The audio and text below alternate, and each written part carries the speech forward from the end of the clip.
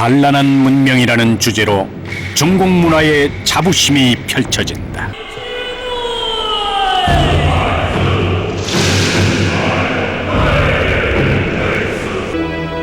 종이를 표현한 전자스크린 두루마리에 중국 문명의 유산을 담아냈다. 첨단의 시대, 전 세계인의 시선이 집중된 올림픽 개막식 행사에 중국은 왜 종이를 내세웠을까?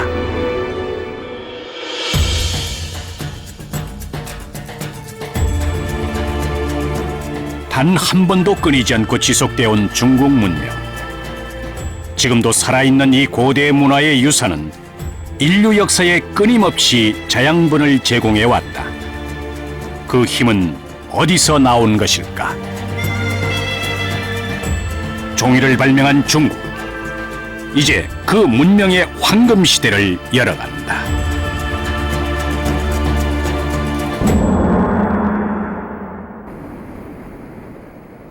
길은 언제나 소통한다. 문명이 흐르고 역사가 교차한다. 중국 북서쪽 둔항 지역. 사막지대에 발달한 오아시스 도시로 과거 실크로드의 관문이었다.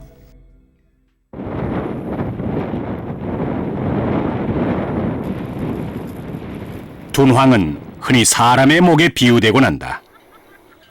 중원의 문물이 이곳을 지나면 몇 갈래의 길로 갈라져 서역으로 흘러가고 서역의 물자는 이곳을 거쳐 중원으로 전해졌다.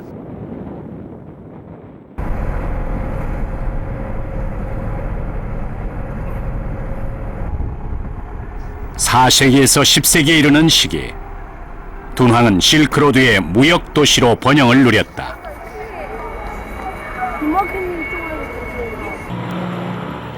과거 둔황은 서역과의 접경 지역이었다. 중국과 인도, 이슬람 문화가 교류되고 불교와 만이교, 기독교 같은 여러 종교가 만나던 곳이다. 기원전 2세기 무렵 한나라 시대에 중국의 지배 아래 놓이면서 이후 중국 문화권에 편입됐다. 둔황시내 남동쪽에 위치한 협곡지대. 수백 개의 석굴이 그 위용을 자랑한다.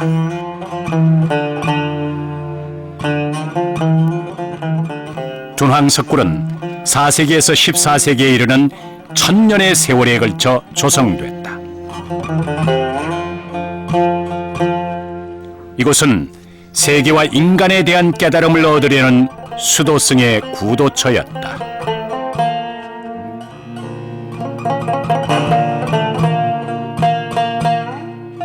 석굴 내부에는 수천 점의 벽화와 불상이 남아있다. 조성 시기에 따라 다양한 양식을 보이는데 벽화의 경우 이를 모두 펼치면 그 길이만도 45km에 이른다. 질주하는 문명의 소용돌이 속에서도 둔황 석굴은 오랫동안 미지의 영역으로 남아있었다.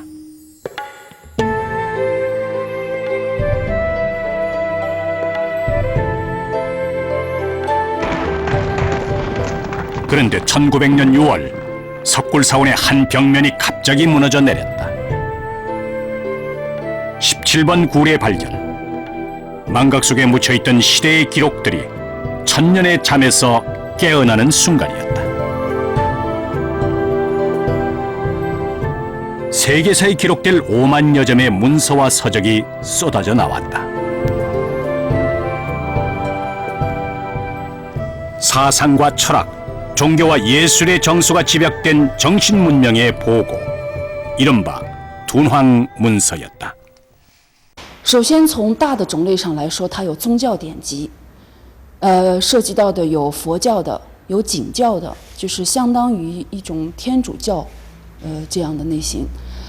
还有呢就是社会文书类的，包括就是公函之内的这些也有，还有就是社科类的，比如说我们说教育方面的、地理方面的、科学方面的、实地方面都有。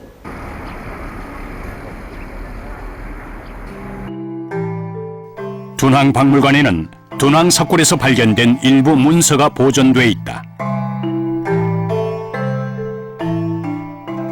당나라 시대의 첫 문서인 저문기서. 이는 구름과 대기의 기운을 살펴 전쟁의 운세를 점치는 군사작전 규정집이기도 했다. 고대의 전쟁은 비와 바람 같은 기후의 영향을 많이 받았다. 이를 감안한 당시의 전술 교본인 셈이다.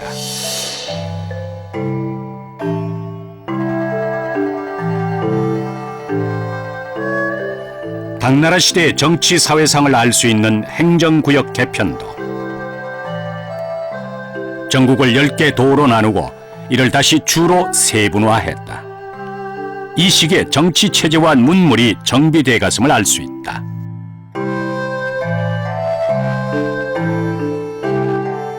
주로 4세기부터 11세기에 쓰여진 둔학 문서는 각 시대의 문명사를 전하고 있다. 중국과 중앙아시아의 종교와 사상, 문화와 사회상을 연구하는 데 귀중한 사료가 된다.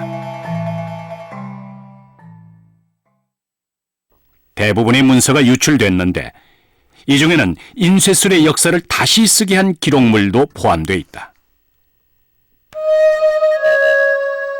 간행된 연대가 확실한 초기 목판 인쇄물인 금강경, 닭종이의 양각 활자 방식으로 제작됐다.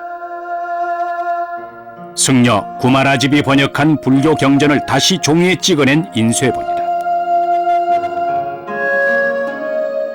둔학 문서 중 불교 경전류가 가장 많은 양을 차지한다. 대체로 당나라 시대에 쓰여진 경전과 문서들인데 이 시기는 중국의 불교 문화가 화려하게 꽃핀 시기였다.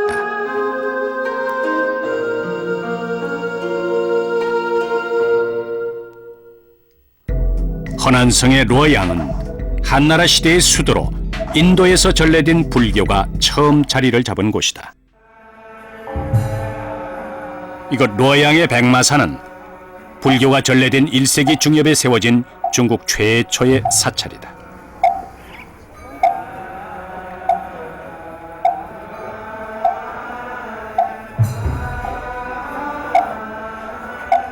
당시 흰 말에 불교 경전을 싣고 온 인도 승려를 환대하기 위해 백마사를 지었다고 한다. 이후 황실의 지원 아래 불교는 중국 사회에 서서히 자리를 잡아갔다. 불교의 전파는 인도와 중국이라는 두 이질적인 문화의 만남이자 융화의 과정이었다. 이 과정에서 중국은 자기들의 언어인 한자로 불교를 이해하려 했다. 인도어로 된 불교 경전의 한역화 작업이 그것이다.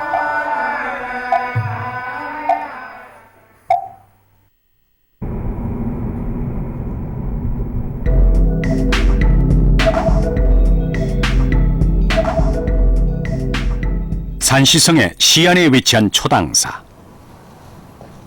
동진시대 말기인 5세기에 건립된 고찰이다.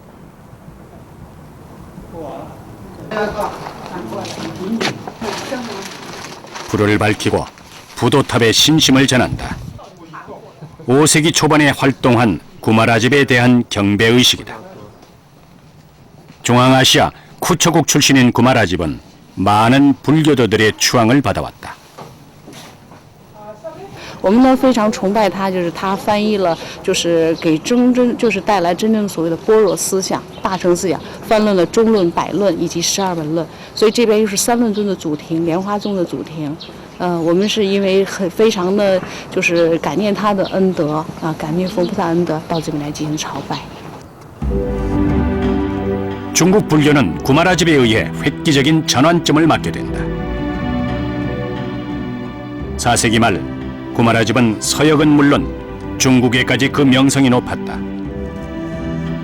당시 불교를 장려했던 중국은 구마라집을 모시기 위해서 쿠초국의 군대를 출정시키니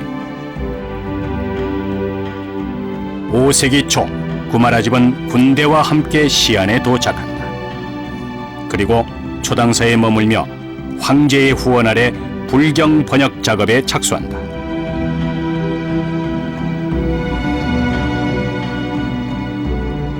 이곳 초당사에는 구마라집이 번역한 불교 경전을 비석에 새겨 기념해 오고 있다. 구마라집은 금강경을 비롯한 350여 권의 불교 경전을 번역했다. 이전에는 제대로 된 한문 불경이 없어 경전의 뜻을 정확하게 이해하는 데 어려움이 많았다. 就像咱们现在看到很多经书，都是以他的版本去学习的。很多其他的翻译家也翻译了很多的经书，但是就通过大家的现在认知，咱们大家现在大多都是以鸠摩罗什他翻译的这经文的版本来学习的，它的流通率最高，和它的准确性最高。因为如果没有他翻译佛经，咱们中国佛教史上在这一段就肯定是一段空白。 구마라집의 불경 한역으로 한자 문화권의 독자적 불교 사상이 성장할 수 있는 바탕이 마련됐다. 불경 번역과 보급이 곧 중국 불교의 전파와 발전 과정이었다. 구마라집을 시작으로 여러 승려들이 불경 번역에 뛰어든다. 가히 국가적 규모의 대번역 작업이었다.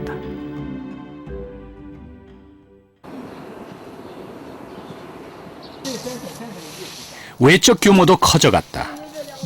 180여 곳에 불과했던 불교 사찰이 5세기에 이르면 10배 가까이 늘어나고 승려도 7배 정도 증가한다.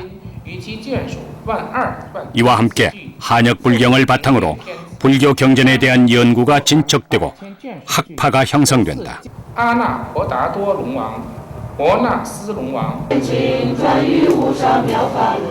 번역된 경전이 보급되면서 신도 또한 크게 늘어났다. 이 시기엔 번역된 경전을 옮겨 적는 필사 전문 승려까지 등장한다. 所以这个早期的那些僧人开始抄经啊，我想一个方面是为了传播佛法，除此之外呢，可能还有一个非常重要的原因呢，这个对于纸的需要当然就很普遍了。 종이 보급과 제지술의 발전 없이는 불경 번역과 보급은 애초에 불가능한 작업이었다. 이러한 불경 번역에 바탕에 중국식 불교가 체계를 잡아가고 독자적 불교 문화가 성장해 갔다.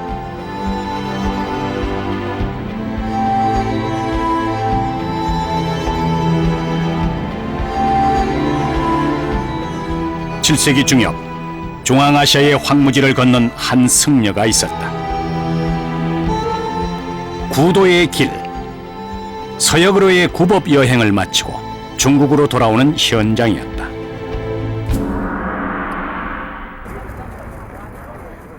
귀국한 현장에 의해 중국 불교는 또 한 번의 비약적인 발전을 하게 된다. 현장은 황제의 후원 아래 시안의 자은사에 기거하며 불경 번역에 몰두한다. 인도에서 가져온 불경을 이곳 대안탑에 보관하고 이를 한 권 한 권 번역해 나갔다. 무려 520상자, 1,300여 권에 달하는 방대한 양이었다. 현장이 번역한 대반야 바라밀다경만 해도 구약과 신약 성경의 25배 분량에 이를 정도였다. 현장의 번역으로 중국의 관념어의 새로운 어휘가 보태지고 사유의 지평이 확대되는 결과를 가져왔다. 主要在中国佛教史上呢，玄奘法师所翻译的佛经呢，给佛教的理论、佛学理论呢，提供了很重要的依据。中国人对佛性的定位，从此有了新的认识，那么法师主要对中国佛教的历史的贡献，把佛教中国化。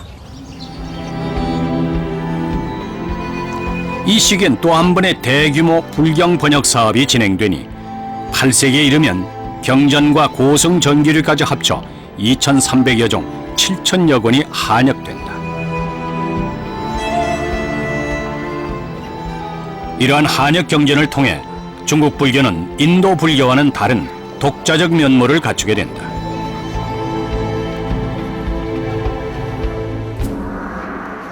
천태종과 화엄종, 정토종 같은 다양한 종파가 형성된다. 교리가 체계화되고 불교층이 더욱 넓어져 갔다.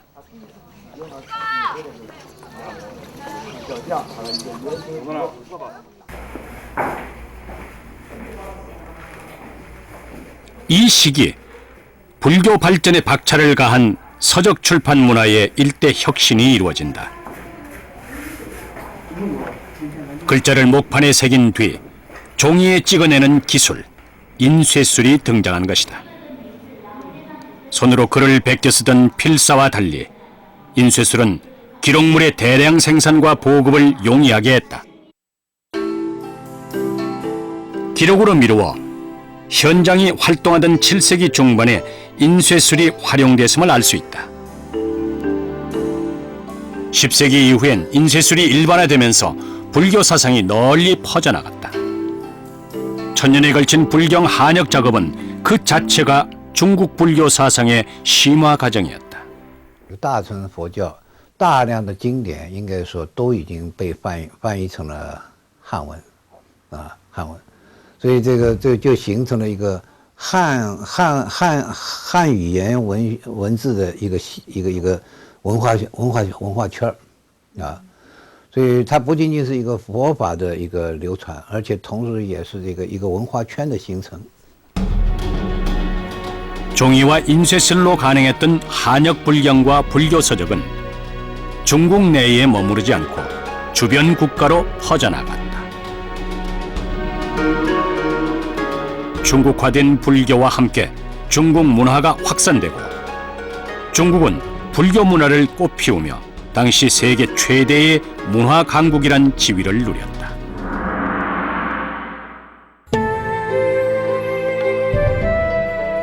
불경 한역 작업이 이루어지던 시기는 승려들의 서역 기행이 활발했던 때였다. 중국인 최초의 구법 승인 법편은 5세기 초 서역 기행을 정리한 불국기를 선보인다. 현장은 대당 서역기를 통해 130여 개 나라의 문물을 소개했다.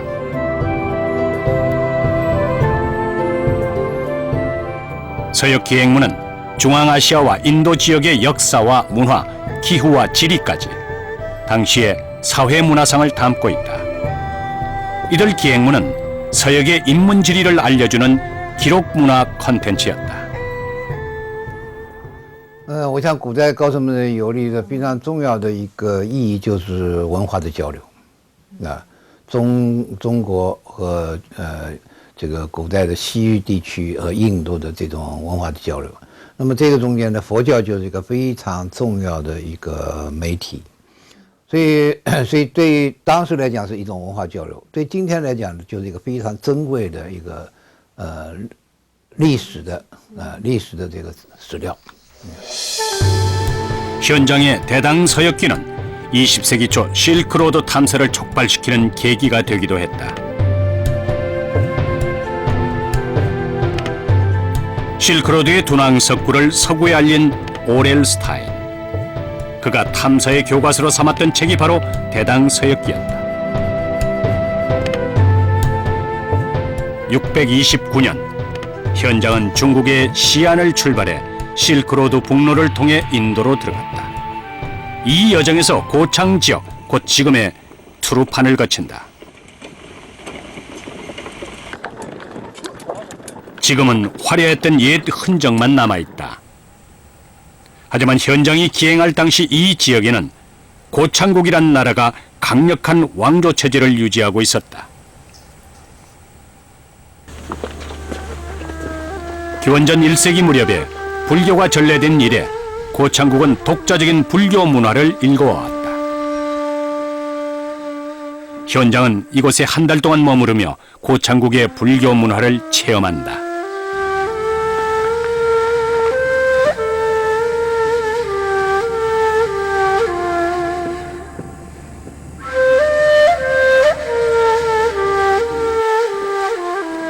현장이 방문했던 7세기 무렵은 고창국의 불교 문화가 융성하던 시기였다. 이 지역에 제지술이 전래된 시기는 4세기 후반 무렵으로 추정된다. 투르판 일대는 이 제지술의 바탕에 불교 경전을 중심으로 한 나름의 기록 문화를 발전시켜 왔다.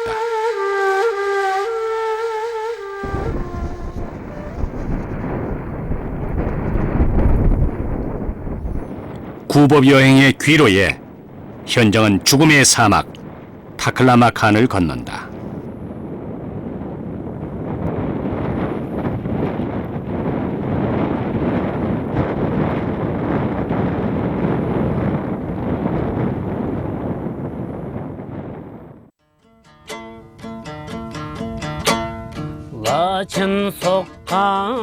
위그루인들은 이곳에 돌아올 수 없다는 뜻의 타클라마칸이란 이름을 붙였다. 깨달음을 찾는 구법승에게, 먼 이국의 길을 재촉하는 대상들에게 모래 폭풍은 피할 수 없는 공포였다.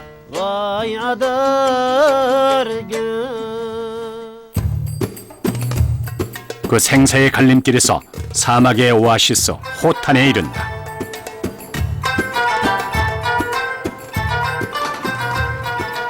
실크로드 남로에 위치한 호탄 지역. 이곳은 지금 신장 웨이우얼 자치구에서 가장 번성한 도시 중 하나다.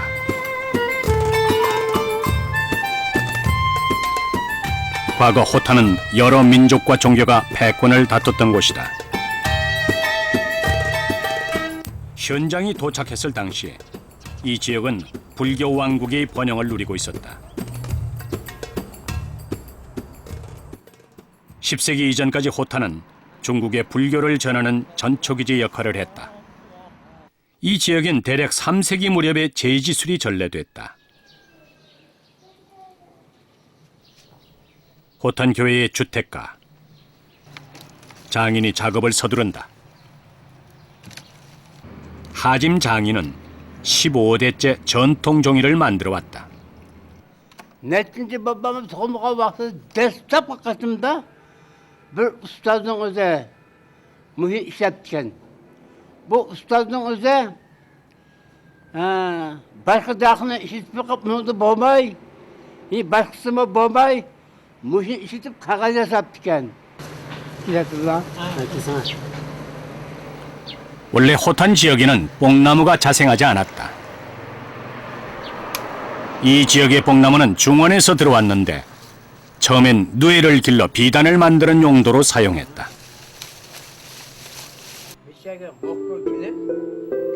이 뽕나무 전래에 흥미로운 이야기가 함께 전해온다.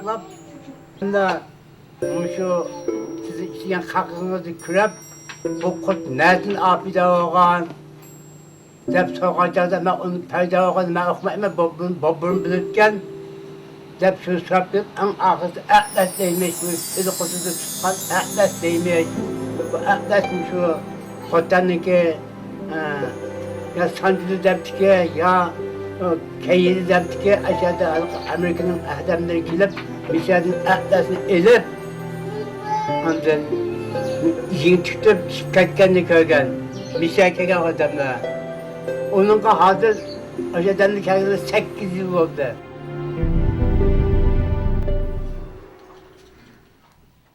이 지역 장인들은 중국 내륙 지역과는 다른 특유의 제지술을 발전시켜 왔다.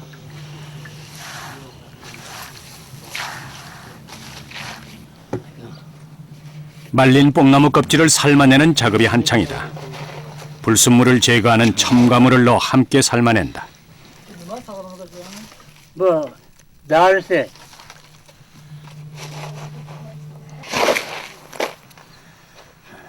다르시라는 첨가물은 이 지역에서 자라는 백양나무를 태워 만든다.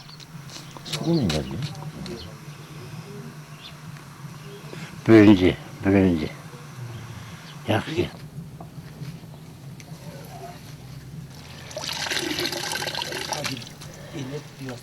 다섯 시간 정도 삶아내면 뽕나무 껍질이 연해지면서 섬유소가 분해된다. 이어 나무 망치로 원료를 찧어 섬유 성분을 짧게 끊어낸다. 좀 더 부드러운 섬유소를 확보하려는 작업이다.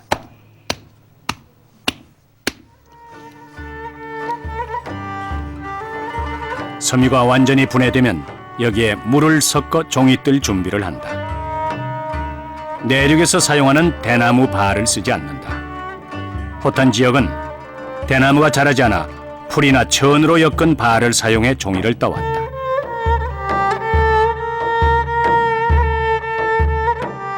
발에서 종이를 분리하지 않고 함께 말리는 방식을 사용한다. 이렇게 장인은 80년 가까운 세월 종이를 만들어 왔다. Uçakta kakalık şu vaktin sonuna başlarda her günde kesip tuttuk. Her günde kesip tuttuk. Çok az alıp bilen olsa hesap koyup da diyen. Ama ben on alıp bağlı. Ula çok az alıp kakan ülep gitip oldu. Ülep gitti ula. Ülep gitti zaman Allah'ın 50-60 yıl ülep gitti. 공장에서 대량으로 생산되는 값싼 종이가 밀려들면서 장인의 일감도 점차 줄어들었다. 하지만 지난 세월 종이와 함께했던 호탄의 융성을 장인은 잊지 않고 있다. Birinci, ikincisi şu vakti okucular şu defter kılıp, şunu defter kılıp, kat çizip, okup, muallim bulup pişen. Muallim bulup, an hem adamını, ay muallimini okutup, hem bunu muallim, şöyle, her şey okucu bulup, bunu şöyle kanlıp pişen.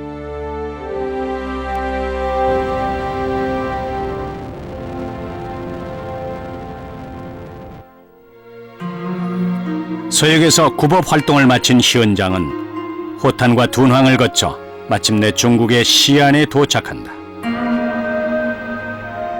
16년 만의 귀국이었다. 7세기 중반 당시 시안은 당나라의 수도로 세계 종이 문화의 중심지였다. 전국에서 생산된 종이가 이곳으로 모여 실크로드를 따라 세계 각지로 실려나갔다.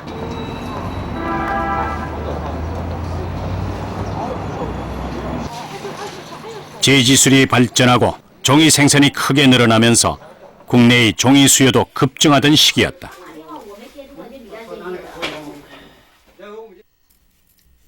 종이 보급이 확산되면서 일상생활에까지 쓰임새를 넓혀갔다.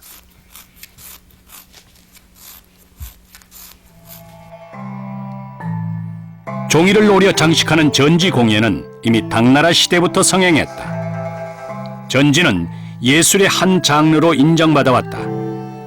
꽃이나 동물, 글자 같은 문양을 만들어 장신구로 사용했고 창이나 문을 장식하는 데도 요긴하게 쓰였다. 전지는 다양하게 활용됐는데 새해가 되면은 복자를 대문에 거꾸로 붙였다. 这是一种祝福，福到了，这不福字到了吗？就等于过年了，福到了。 이런 기원 행위도 당나라 시대에 유행했다. 종이가 민간 신앙에까지 활용된 것이다.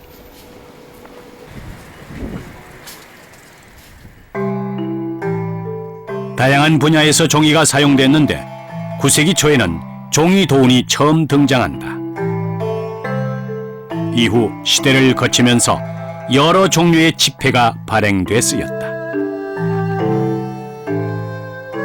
13세기에 중국을 여행한 마르코 폴로는 당시 중국의 지폐를 소개하기도 했다.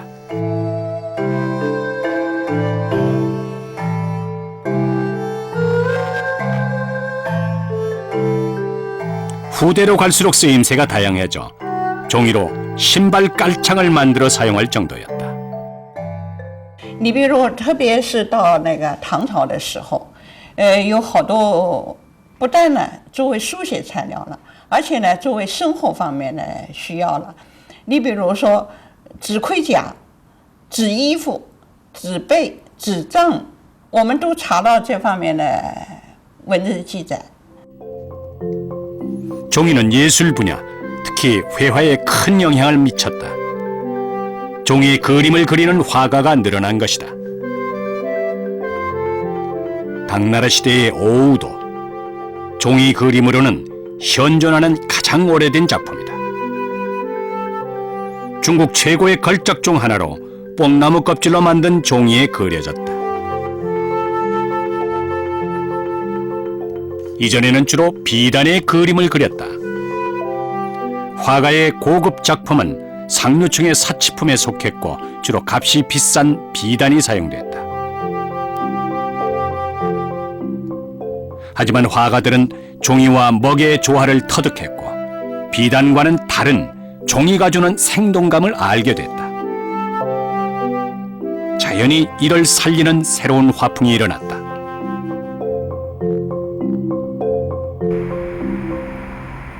종이 사용이 늘어나면서 생산 지역도 확산돼 갔다.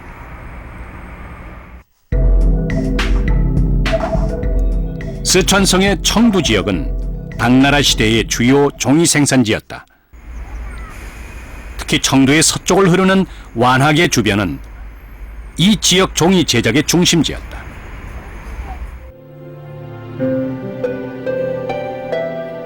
이곳에는 종이에 담긴 애절한 이야기가 전해온다. 당나라 시대의 기생이자 시인이었던 설도. 그녀의 이루지 못한 사랑 이야기와 붉은 색지 설도전에 관한 이야기다. 진상품으로까지 쓰였던 이 설도전은 문인들이 다투어 소장하려 했을 정도로 당대의 명품 종이였다.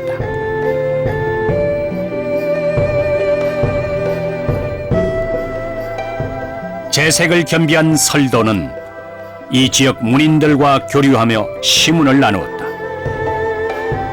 관리로 부임한 시인 원진과도 시를 주고받게 되는데 그 사이 깊은 정이 들게 된다. 설도는 평생 450수의 시를 썼는데 이 중 100여 수가 원진과의 이루지 못한 사랑을 노래했다.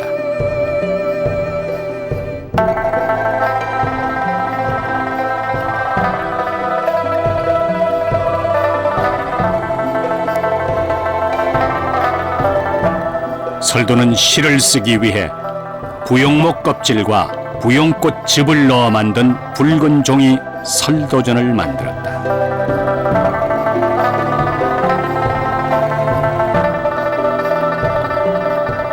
설도에게 붉은 색지는 단순한 종이가 아니었다. 마음을 담은 사랑의 징표였다.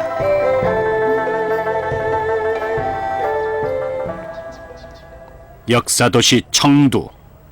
많은 시인 묵객들이 이곳을 드나들며 자연과 삶을 노래했다.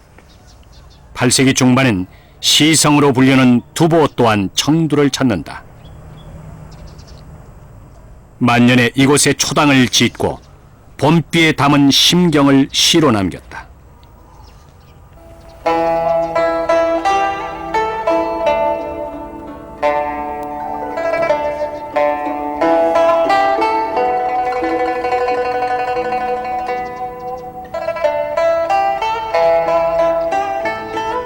(5세기) 남북조 시대 이후 문화적 가치를 추구하고 예술을 향유하는 계층이 넓어져 갔다.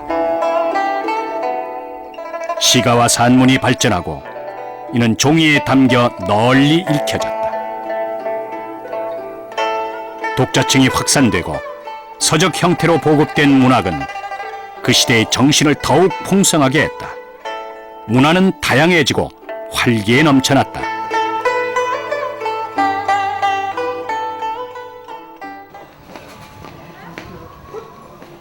베이징의 류리창 거리는 청나라 시대 서적 문화의 중심지였다.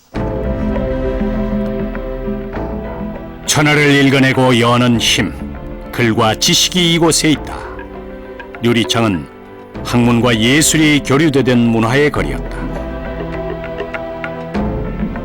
조선 후기, 박지원을 비롯한 조선의 지식인들은 이곳 류리창에 쌓인 수만 권의 서책을 보고 중국의 출판 문화에 감탄을 표현했을 정도다.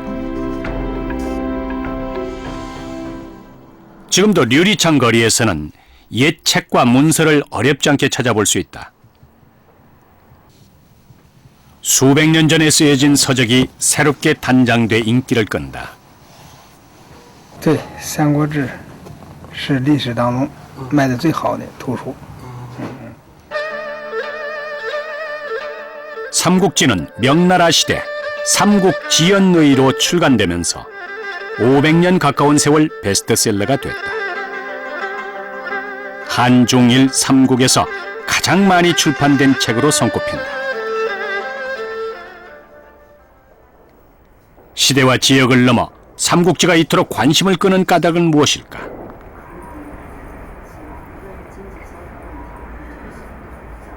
이곳 루어양의 관림은 삼국지의 명장 관우의 사당이자 묘역이다. 很多重要的历史事件和历史人物，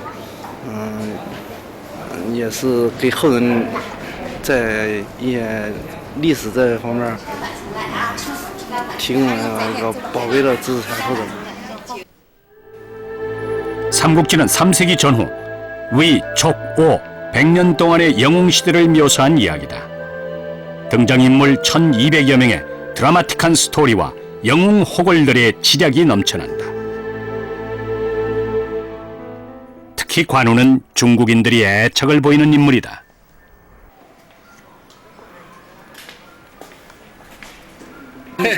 老管也保护我们永远平安健康长寿。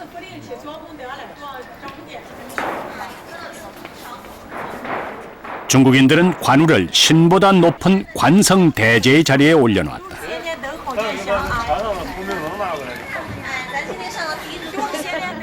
비극적 죽음과 실존인물 관우가 보여준 영웅적 면모가 이러한 관우 숭배에 한몫을 했다.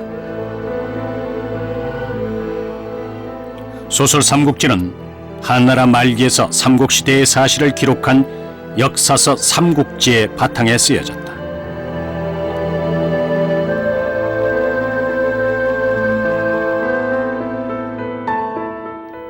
역사적 사실이 세월을 거쳐 구전되면서 흥미에 따라 첨삭이 가해졌다.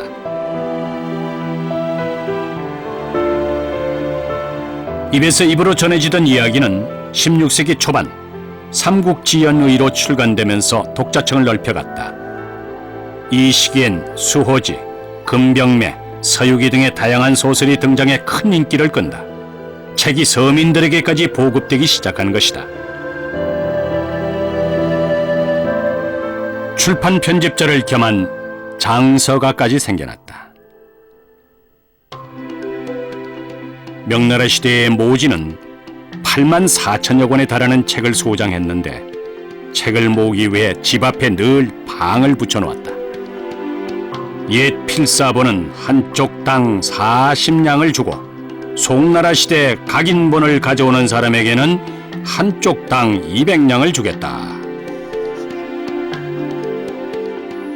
중국의 장서가와 지식인들은 특히 송나라 시대에 출간된 서적을 중시했다.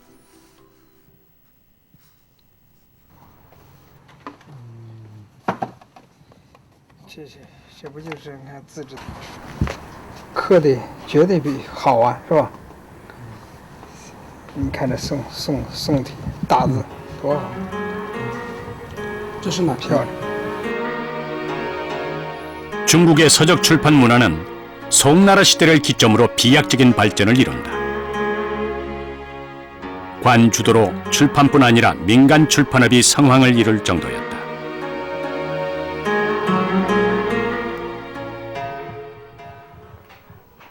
송나라 시대의 베스트셀러는 논어, 맹자, 중용, 대학 이 4권으로 구성된 사서였다. 이 시기는 사설을 핵심 경전으로 삼은 성리학이 성립되면서 유학사상 체계가 새롭게 정립된다. 유학이 정치사상의 근간으로 확고하게 뿌리를 내린 시기였다. 中国政治的道路应该是基本上是由儒家设计出来的，就所谓的它的礼乐制度，它的礼，它的乐，是吧？这个礼就是我们说的社会的各种规范，强调规范，强调秩序，是吧？强调这个改革，而不是革命。 공자의 탄생지인 산둥성 취푸에 위치한 공묘. 이곳은 공자의 제사를 지내는 사당이자 중국 유학의 시원을 기념하는 곳이다.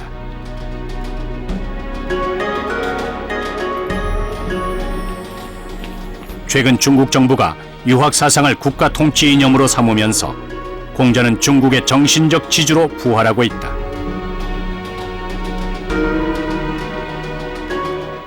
기원전 500년경 공자는 인을 근본 사상으로 예와 도덕 규범을 정립하고 이를 사회 질서와 정치 사상으로까지 확대시켰다. 이러한 공자의 사상은 한나라 시대의 국가의 통치 이념으로 자리 잡는다.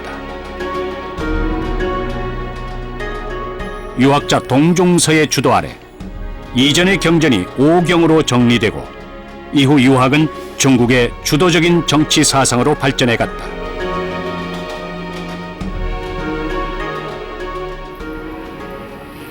최푸의 장원문화박물관,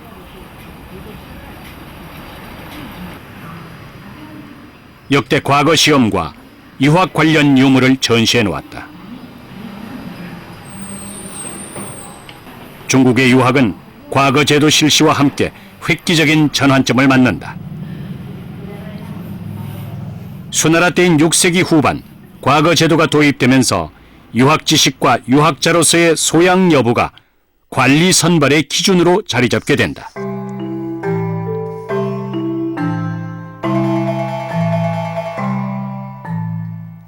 송나라 시대에 들어 과거 제도가 정착되는데 신분과 빈부의 격차를 넘어 유학을 공부하는 계층이 급격히 확산돼 갔다.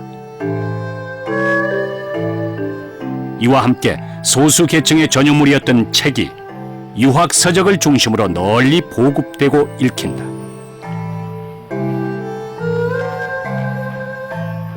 과거 열기가 고조되면서 최고 3만 대 1이라는 경쟁률을 보이기도 했다.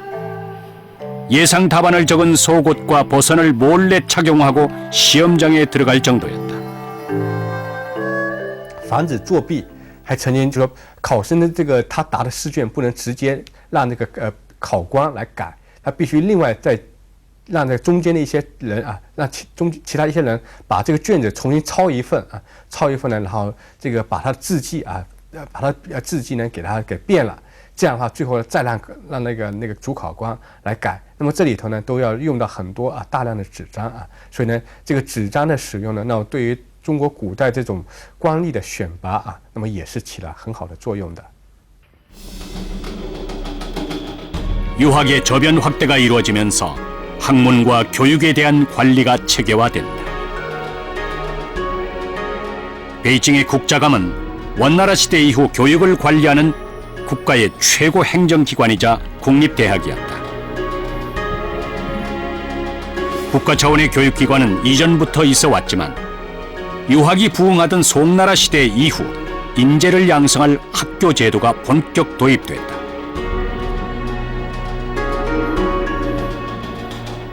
이제 유학이 교육과 인재 양성이라는 국가 차원의 역할까지 맡게 된 것이다.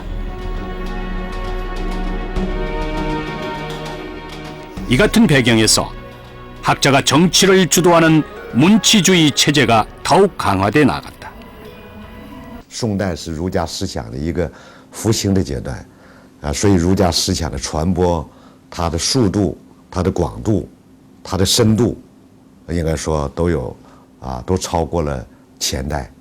那么因此在民间呢，无论是在民间还是在官方，儒家思想成了这个做官取士的最基本的标准的这个教材。 유학의 융성은 유학 서적의 보급 없이는 불가능했다. 서적 출판 문화의 기반 위에 유학이 발전해 간 것이다. 송나라 시대 이후 국가 주도 아래 대규모의 유교 경전 편찬 사업이 실시된다. 관보도 인쇄되고 역사서도 새롭게 기록됐다. 당나라 시대 시작된 인쇄술이 정교하게 다듬어지고 활자본 인쇄까지 등장해 서적 출판 문화의 발전을 앞당겼다. 宋代以后啊，唐宋以后吧，那么这个印刷术的普及以后，那么这书籍的印刷就成了一个非常普遍的一个事情啊。那么这样的话呢，就是和普通的老百姓啊，都可以呢用很低廉的价格买得起这个书啊。这对于中国文化的普及啊，那么具有很重要的作用。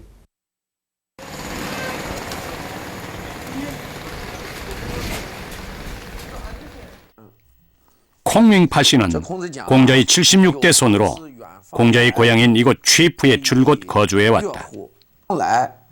늘 유학 경전을 곁에 두고 지내는데 특히 논어의 구절을 아낀다.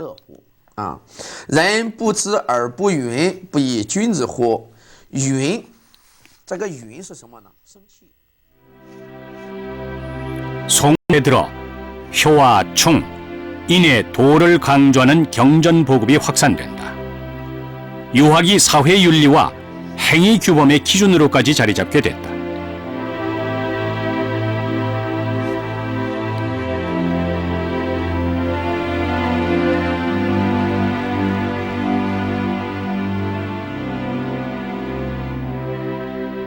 父母啊，就从小教育我们，要做人，要讲人，要爱人，要团结，要友爱。所以呢，因为我姓孔，孔子的76代。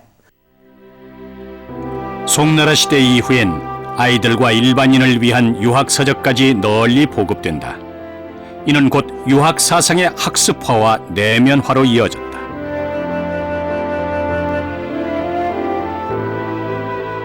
관운상제 의례를 규정한 주자 가례는 책으로 보급돼 지난 800여 년 동안 동아시아인들의 의식과 생활을 이끄는 강력한 규범집이 됐다.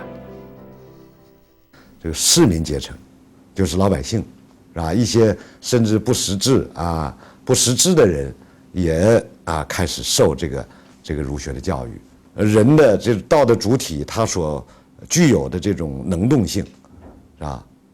他这个精神性，应该说对于这个人的这种道德修养，是吧？那么都起到很大的作用。 책을 통한 유학의 생활화가 진행되고 유학 사상이 사회 모든 분야의 근간으로 자리 잡게 된다.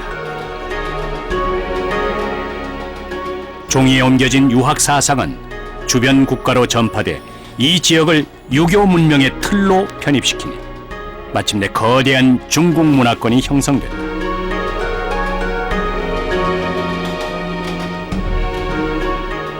제지술이 발전하고 서적 문화가 융성했던 이 시기가 바로 중국 문명의 황금 시대였다.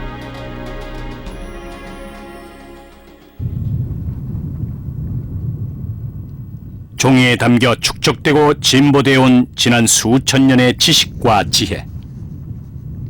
그 위대한 유산은 문명의 여정 페이퍼로드를 따라 그렇게 흘러갔다. 모래사막을 건너야 하는 죽음의 공포도 이 발걸음을 막지 못했다.